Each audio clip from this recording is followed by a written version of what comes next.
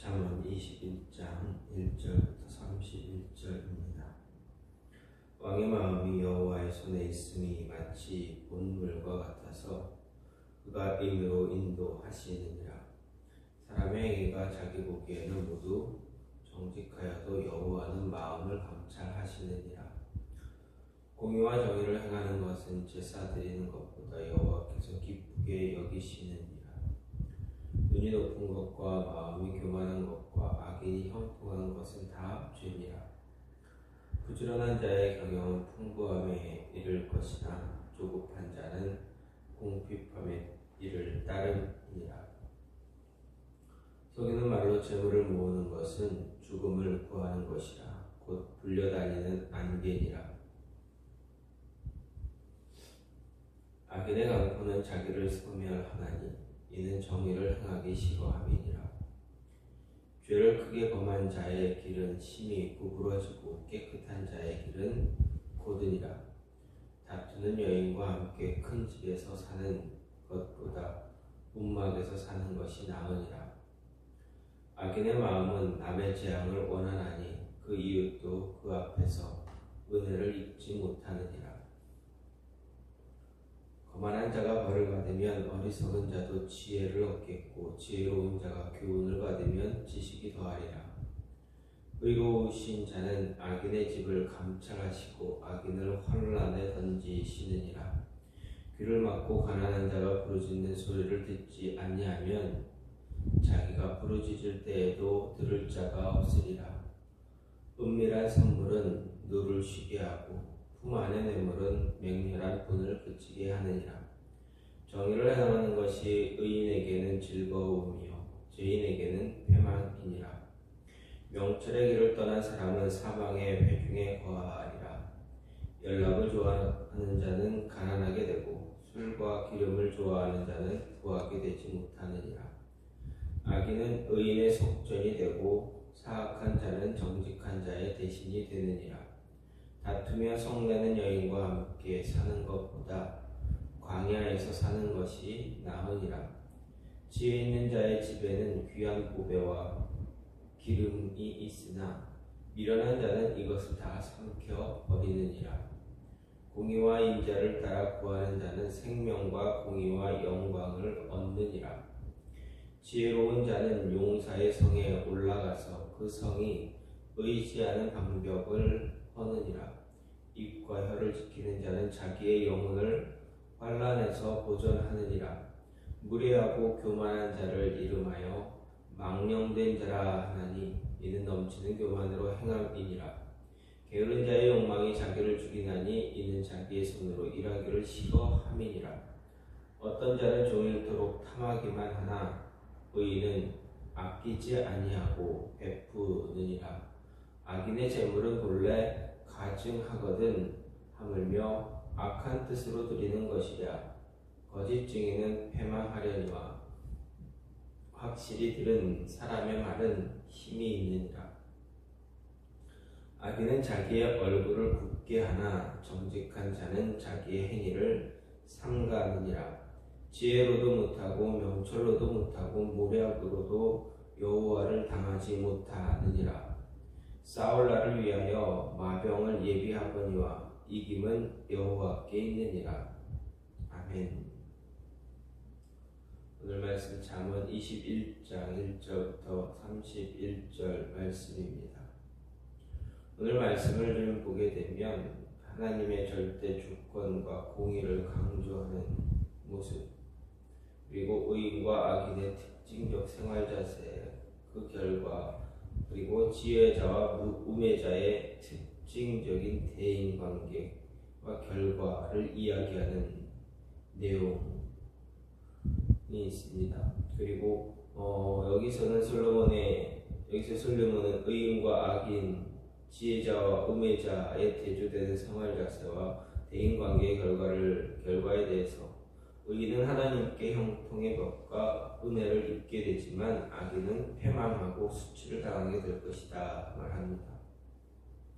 또한 의인과 지혜의 성공에 대한 이야기와 또 악인들의 가증한 면모에 관련된 이야기, 그리고 인생에 대한 여호와의 절대 주권에 대한 이야기, 이러한 이야기들을 통해서 솔로몬은 성공과 실패, 승리와 패배는 사람의 세속적인 지혜나 외적인 조건에 의해서 결정되는 것이 아니고 사람의 지혜나 성공과 실패, 사람의 세속적인 지혜나 외적인 조건이 성공과 실패, 승리와 패배에 일시적으로 영향을 미칠 수는 있지만 궁극적으로 보면 별다른 큰 영향을 주지 못한다라는 것입니다. 왜냐하면 모든 것을 결정하는 것이 바로 하나님이기 때문에 그렇습니다. 그래서 하나님은 자신의 기쁜 뜻에 따라 사람들의 성공, 실패를 이끌어 가기도 하시고 실패와 패배로 이끌어 가기도 하십니다. 이렇게 하나님의 기쁜 뜻은 철저하게 하나님의 공의에 의해 결정이 됩니다. 하나님 자신을 경외하며 의와 선을 행하는 의인에 대해서는 기뻐하고 반면에 경외하지 않는 자 그들을 향해서는 실패와 패배의 길로 인도하신다라는 것입니다. 따라서 승리와 성공을 원한다면 하나님을 경외하고 의의 길로 행해야 한다라는 것을 이야기하고 있습니다. 이런 오늘 말씀을 보면서 우리가 생각할 수 있는 것은 먼저 공의를, 하나님의 기뻐하시는 것이 무엇인가, 공의와 정의를 행하는 것을 하나님께서 기뻐하신다. 다른 말로 말하면 의로운 생활 사는 것이 하나님이 기뻐하는 삶이다 라는 것입니다. 특히 의로운 삶은 다른 사람을 깔보지 않는 눈, 교만하지 않는 것, 부지런한 자의 삶을 사는 것, 속이는 말로 재물을 모으지 않는 것, 구부러진 길을 가지 않는 것이라 솔로몬은 이야기하고 있습니다. 이렇게 솔로몬은 하나님의 백성들에게 하나님 기뻐하신 일 무엇인가? 그것은 공의와 정의를 행해야 한다라는 것을 말하고 있습니다. 따라서 우리는 거룩한 삶이 바로 하나님을 가장 기쁘게 하는 것이고 이런 거룩한 삶의 제사를 하나님이 원한다라는 것을 잊지 말아야 합니다. 솔로몬이 이렇게 거룩한 삶의 제사를 강조한 이유가 무엇이냐? 하나님께서 성도들을 자신의 백성으로 택하신 목적이 바로 말씀에 따라 공의와 정의를 행하면서 세상을 구원하시려는 데 있기 때문입니다. 또 물질을 통한 희생 제사는 하나님을 향한 성도의 마음의 표현일 뿐 본질은 아닙니다. 다시 말해서 성도의 거룩한 삶이 하나님을 향한 제사의 본체라면 물질을 통한 희생 제사는 그에 따른 부수적이고 형식적인 그러한 표현이다라는 것입니다. 때문에 거룩한 삶이 없는 형식적 제사는 실체가 없는 빈 껍데기에 불과할 뿐입니다. 무의미한 제사가 될 뿐입니다. 그리고 그런 제사에 대해서 하나님은 헛된 재물을 다시 가져오지 말라 합니다. 심지어 똥 곧 너희 절기의 희생의 똥을 너희 얼굴에 바르라까지 말하시면서 진노하셨다라는 것 잊지 말아야 합니다. 따라서 우리는 하나님 앞에 드리는 제사, 헛된 물질로 드리는 제사를 드리는 것이 아니라 말씀을 따라 살아가면서 거룩한 삶의 예배를 드리는 것이 하나님을 정말 기쁘게 할 수 있다라는 것을 기억해야 합니다. 그래서 솔로몬이 이렇게 하나님을 진심으로 기쁘게 하는 제사에 대해 먼저 다른 사람을 깔보는 눈과 교만함을 가지지 않는 것이라 말합니다. 눈이 높고 마음이 교만한 것, 하나님의 공의와 정의를 행하는 것, 거룩한 삶을 사는 사람에게 어울리는 그런 모습이 아닙니다. 겸손함을 간직하고 다른 사람을 더 낮게 여기는 모습,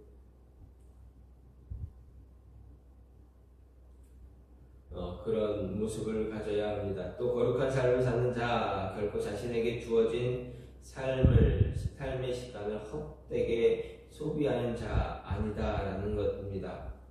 자신에게 주어진 시간에 최선을 다하고 부지런히 살아가야 합니다. 이유가 무엇입니까? 자신의 존재를 잘 알고 있기 때문입니다. 자신이 누구인가를 알기에 게으른 자의 모습을 가지며 살아가지 않습니다. 분명하게 하나님이 자신에게 준 책임과 의무를 압니다. 맡겨진 비전을 알기에 시간을 헛되게 소비하지 않습니다. 자신에게 주어진 시간을 헛되이 보내지 않기 위해서 구부러진 길을 가지 않아야 합니다. 솔로몬은 8절을 통해서 공의와 정의를 행하는 거룩한 삶을 살아가는 자에게 나타나는 특징 가운데 하나를 구부러지는 길을 가지 않고 있음을 강조합니다. 사람들은 하나님의 말씀을 따라 살고 진리를 따라 살아가는 것 매우 힘들고 어려운 일처럼 보이고 적당히 거짓을 행하고 모사와 술수로 위기를 모면하는 그런 삶이 쉽고 평탄해 보일지라도 이런 일들은 하나님을 기쁘게 하며 살아가는 살 수가 없습니다. 그래서 하나님을 기쁘게 하는 자, 늘 깨끗한 길을 가고 죄를 크게 범하는 그런 구부러진 길을 걷지 않는 자다라는 것입니다. 또 한 가지는 무엇입니까? 화목함을 유지하는 것입니다.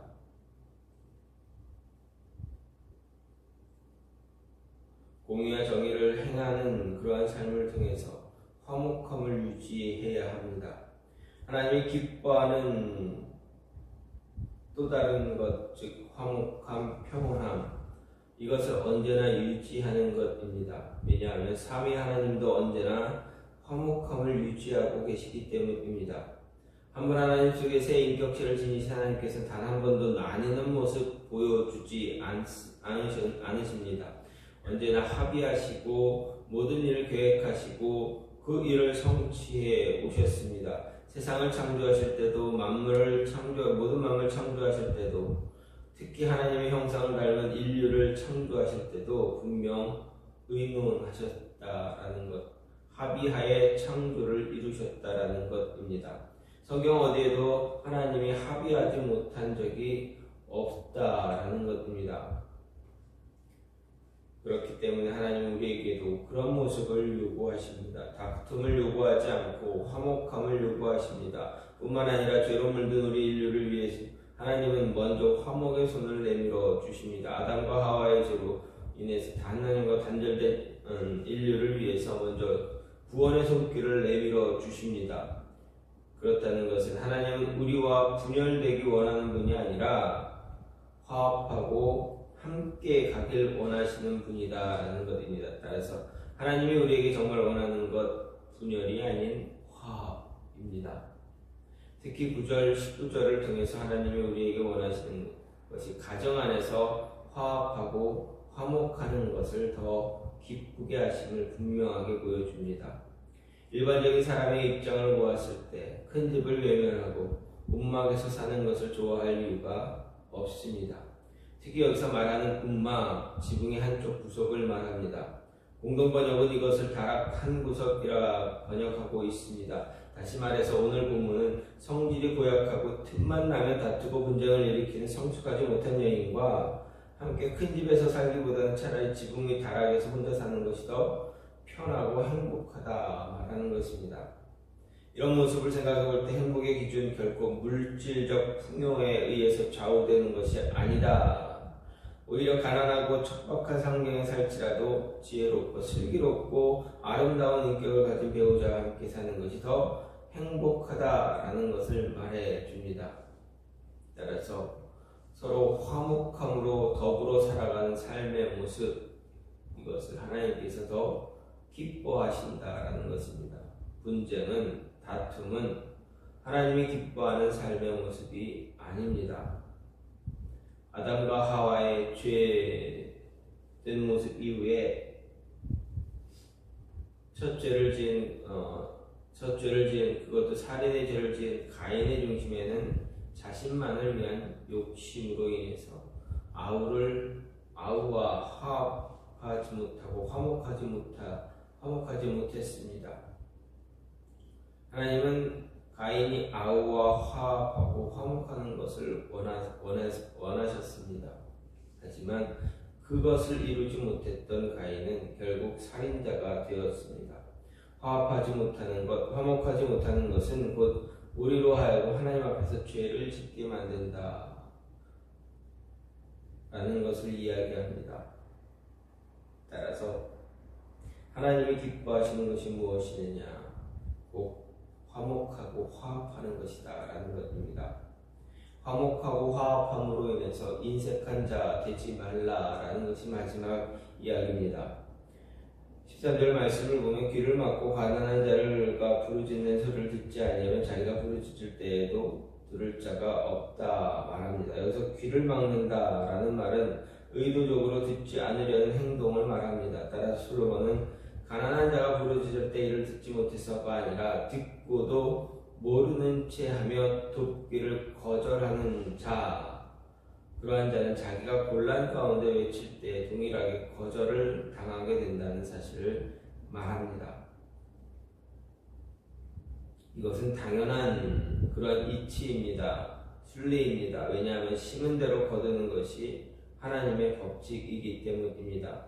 바울은 갈라디아서 6장 7절에서 스스로 속이지 말라. 하나님은 업신여김을 받지 아니하시나니 사람이 무엇으로 심든지 그대로 거둔다라고 이야기할 뿐만 아니라 하거라 내가 속히 오리니 내가 줄 상이 내게 있어 각 사람에게 그가 행한 대로 갚아준다라고도 이야기하고 있습니다. 하나님이 정말 기뻐하시는 모습, 우리가 받은 하나님의 말씀대로 살아가는 것입니다. 듣고 받은 그 말씀을 통해서 은혜로운 삶을 살고 있다면 그 받은 은혜를 자신만이 누리지 말고 나누는 삶을 살아야 합니다. 나누지 못하고 살아가는 그런 인색한 삶을 살아가는 것, 하나님이 결코 원하는 삶이, 기뻐하는 삶이 아니다라는 것 기억해야 합니다. 성경은 언제나 우리에게 분명히 받은 은혜를 나누며 살아가라 말하고 있습니다. 성경은 분명하게 긍휼을 행하지 아니하는 자에게는 긍휼 없는 심판이 있다라고 야고보서 2장에서 말합니다. 하나님의 더 큰 은혜를 갈망한다면 더 많은 은혜를 나누며 살아가는 것, 이것이 진리다라는 것 잊지 말아야 합니다. 사랑은 나눌수록 더 커지는 것입니다. 하나님의 은혜 역시도 나눌수록 더 커지게 된다라는 것입니다. 더 많이 나누면 하나님이 더 많은 은혜를 허락하신다라는 것, 우리는 기억하고 부족하지 않을 만큼 나눌 수 있는 그 모습 가져야 합니다. 특히 하나님은 우리에게 많은 은혜를 허락하실 때 우리에게만 그 은혜를 베풀지 않으십니다. 우리에게 주신 것, 그것은 우리가 받아 나눌 것까지 주셨다라는 것입니다. 힘들고 어렵고 우리가 우리에게 우리의 도움이 필요한 자들을, 그들에게 도울 수 있는, 그들을 돕게 되는 그러한 것까지 이미 우리에게 같이 주셨다라는 것. 그렇기에 받은 것을 나 혼자 움켜쥐는 것이 아니라 받은 것을 나눌 수 있는 자 되어줘야 합니다. 이것이 바로 하나님이 기뻐하는 모습이다. 오늘 말씀은 솔로몬이 하나님이 기뻐하는 모습이 무엇인가에 대해서 이야기하고 있습니다. 인색한 자 되지 말아야 합니다. 받은 은혜 나눌 줄 아는 자 되어줘야 합니다. 그리고 화목함을 유지해야 됩니다. 나누는 자, 나뉘어지는 것, 분열을 원하지 않습니다. 그리고 의로운 삶을 사는 것, 그것을 하나님이 기뻐하신다. 따라서 우리는 공의와 정의를 행함으로 의로운 삶을 살아가야 합니다. 이 모습이 저와 여러분의 삶 속에서 늘 나타날 수 있는 모습이 되어지기를 간절히 소망합니다. 이 시간 같이 기도하기 원하는 하나님, 오늘도 우리는